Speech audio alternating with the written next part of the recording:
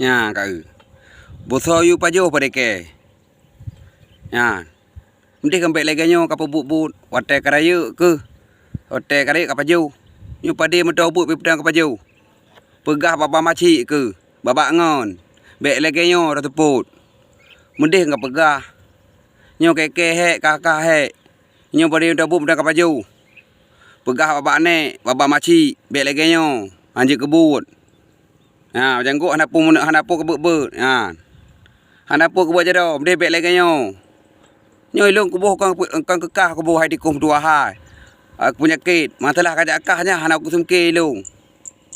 Nyo bek le tengah nak dengar. Nyo pajaran bagi kah pegah abak ngon. Nyo kah upule. Muhan abe ke. Mate ke mendu mau. Ha iku ke ha tiba ha. Hanapu kam kriwat. Ku pegah kali nyo. Abe. Dia rezeki mdeh ku bah kah lawan rezeki. Bek le ganyan. Hanapu klek-klek hidung. Bek le ganyan. Ha jarok di bangka. Ilung kubuh ubat kang kekah ke penyakit. Masalah kajak akahnya hai ku semke ilung. Nyo pade mentau buih pekah paju. Engka preh di watena boh kubah dua bohmu. Dua boh ikat. Nyo hana.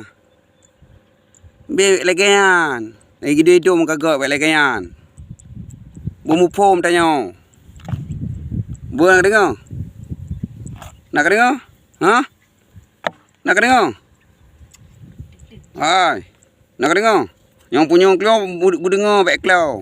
Boh, bek klau yang punya. Budu dengar macam teh. Dia pegah bun ada. Boh. Nak dengar? Nak dengar le? Ha? Nyong kalau pecah kau nak dengar? Ha, nyong nak dengar? Mumpum. Boh. Nampum. Pegah babak ngon, babak nek, babak makcik, babak lain. Pegah. Pegah apa? Nyawa kusuk ke. Kusuk you. Ya Allah ju kudi. Bak pocuk ibarat ho kawau.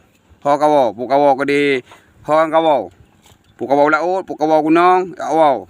Bek lagi nyo le. Yo aje kebut kat releh di bampa de, aje kebut. Beuh, nak dengar? Bumu pom maju teh. Bek pek tempa. Bek klau. Boh, yang kalau mengeh aku. Tebekah bobo hidung dom. Klau. Prek bedu. Kaje. Assalamualaikum warahmatullahi wabarakatuh.